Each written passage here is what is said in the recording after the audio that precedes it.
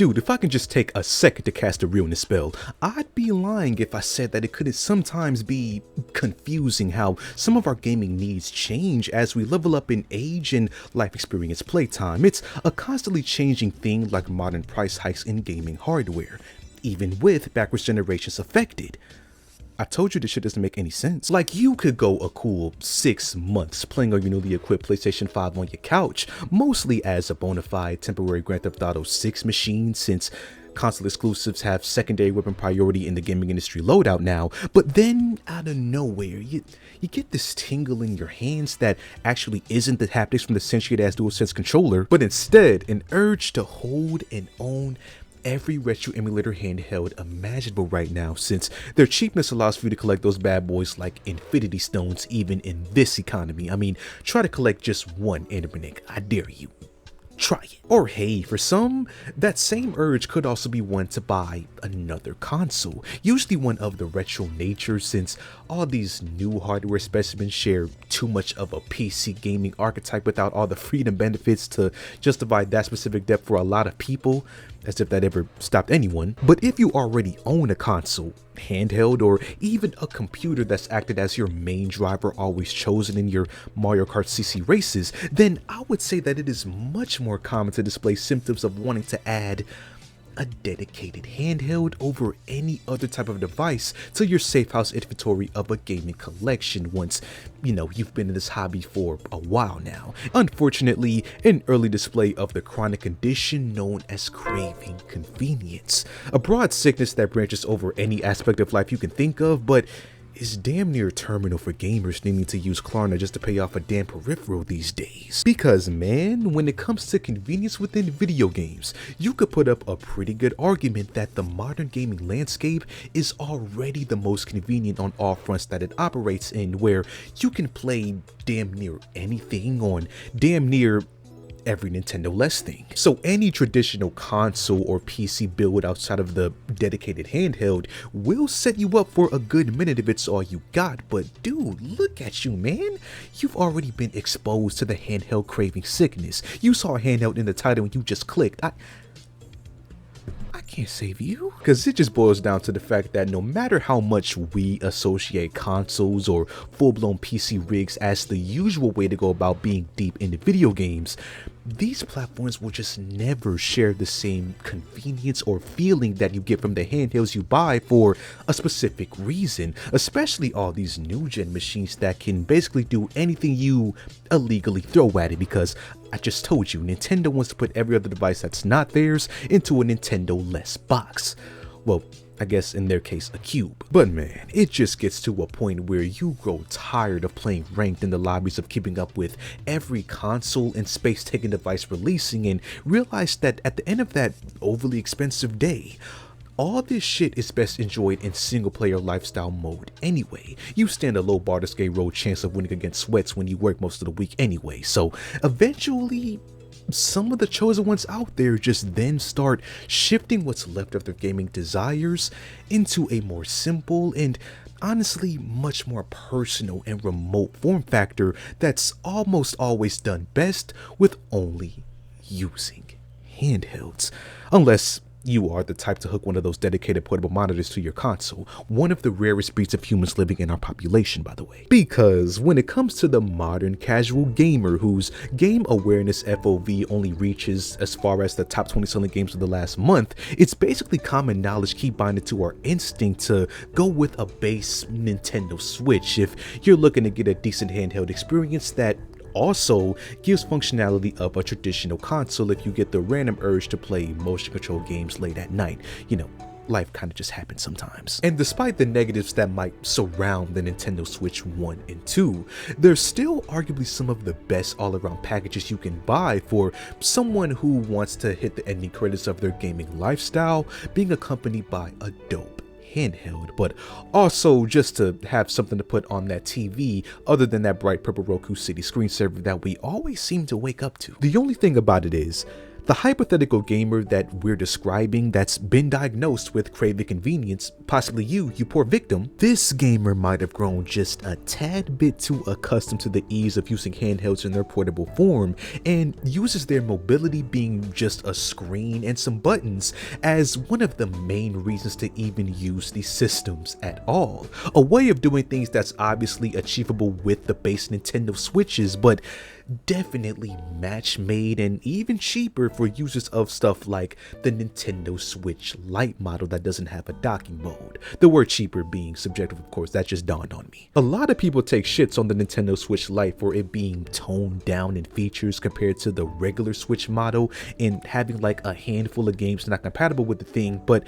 the millions of players who do love this bright piece of plastic hold it to the same high regard as all the other classic handhelds of our time for it serving its main purpose of being comfortable and portable, flawless victory style. I mean, just go back one generation of Nintendo handhelds. The DS and 3DS family of systems went crazy in packing so much device into just your pocket. Like, you had these handhelds with two screens being welded by a folding hinge to protect them when you're not playing on the DS, and even though every model they released did vary in size, they were all still small enough to comfortably equip them to the inside of your jeans, or maybe sneak them in your desk back in middle school, because we all remember a kid that got their DS confiscated back in class. These retro handhelds built an entire on-the-go gaming culture that feels timeless to experience, no matter how old the device you're carrying is. So, since we're all likely much older now,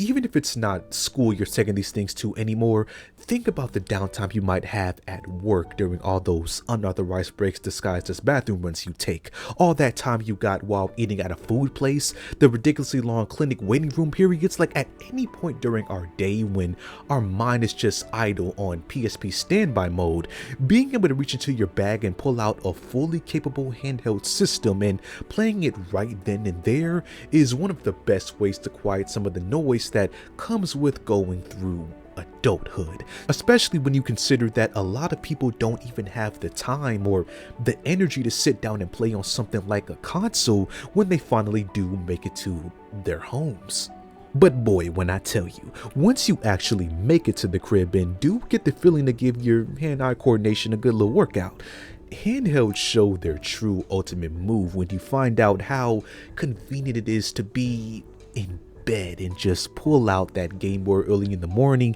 and chip away at Sonic Advance in the most relaxed position that your body can experience. You probably won't get up for breakfast that morning, but then again, you probably won't get up at all that day. Lounging around the house and gaming without having to fix your neck to look at a TV or a monitor is an absolute peak experience that every gamer on the planet deserves to experience consistently. Honestly, just being anywhere comfortable and bringing your chosen mini device is enough to let you appreciate the small form factor of the handheld system and what it can do for a dynamic lifestyle where you don't want to just wait for your next game session to become available during a busy schedule. Because who are we kidding, man? Once you get interested in handhelds perfect for your lifestyle, it's only a matter of time before your backlog of titles to play gets insane after finding out how extensive every handheld's library of games can carry you on just one of those Nintendo-less devices. If you can't tell, I'm holding a piracy grudge right now. Because it's like, dude, if we're talking about these new handhelds spawning freshly into the industry within the 9th generation of consoles and afterwards, the bulk of these devices are manufactured around being just a straight-up bite-sized PC to overheat in your palms and make controller sweat look like child's play. So, considering the golden age of PC support that we're undoubtedly living in right now, where every major game and even former console exclusive prioritizes a PC release, hopefully on Steam and not one of those other weird launchers, but also just the broad emulation and illegal tactics that gamers tend to resort to on the open platform of the PC. It's no wonder you got PC handheld devices like the Steam Deck that you can't scroll through a single algorithm timeline without a video damn near holding you at gunpoint with a title telling you to buy a Steam Deck. Like, damn, okay, calm down. I hear you. Thing is, Valve's mid-priced and effective PC handheld device does live up to the hype as far as what it can offer your potential video game library. I mean, come on, the bulk of the modern releases can run on this thing at decent performance, and its emulation capability will genuinely make you question why a player would ever pay a subscription to access a retro title like ever again. And the threshold for newer and older game support only gets bigger with the more dollars you have to spend on these PC handhelds that get more and more tricked out. And then combining that fact with the leaps in newer console emulation becoming available as time goes on, you can see why some people would think to retire on an expensive PC based handheld. Because that same emulation plays so much of a big factor in today's world of price gouging for retro gaming, or ports that are more trash than the shrink wrap you throw away from a new game. So with that, the hunger for more open source gaming devices that support emulation is ever so prevalent, which is why the market for emulation handhelds is in such a great spot right now, dude.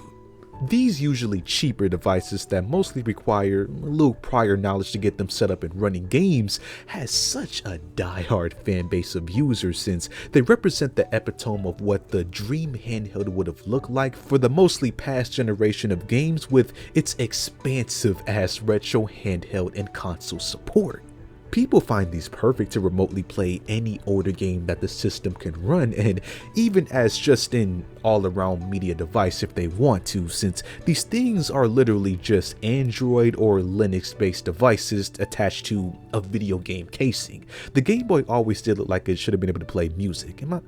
I crazy for saying that? I don't know, but speaking of the devil, Android, and even its rival being iOS devices that both plague your attention span with doom scrolling, as much as people want to try to dismiss this actual contender of gaming being mobile devices, since that era of simple phone games has passed for a lot of people, the fact remains that these phones already in some of our pockets are good enough to freaking run Red Dead Redemption, because apparently somebody asked for that. I mean, these things are $1,000 for a reason, so if a modern phone can natively run a game to the extent of a toned down 7th gen system, then it's not even a question on how you might already have access to a capable handheld without ever needing to buy a second device, depending on what era of games that you want to play. I mean, you can slap one of those cheap USB controllers on your Samsung and play Mega Man all day. Literally, who's gonna stop you? All I'm saying is the reliability of the handheld, no matter where you're getting it from, is undeniably such a safe way to preserve your gaming by allowing it to mold itself into the restriction of day-to-day life without it becoming a time or comfortability issue like it possibly could be when using stuff like consoles. Or hell man, who am I kidding? Even at their worst, consoles can still offer a unique feeling for even the most die-hard handheld enjoyers out there. So if you don't want to completely just do away with the evolved DVD player on your TV stand hogging up one of your HDMI ports, then a handheld will only aid your enjoyment from that console when you don't have the energy to sit down and play on it.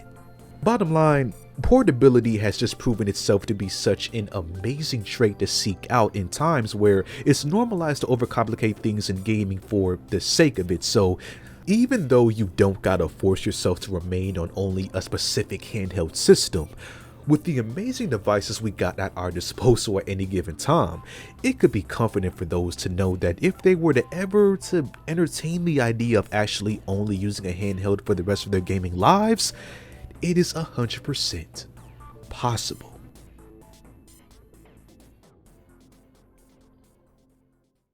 And that's all that I got for today, man. If you enjoyed, leave a like on the video, subscribe, and I will see you guys in the next video.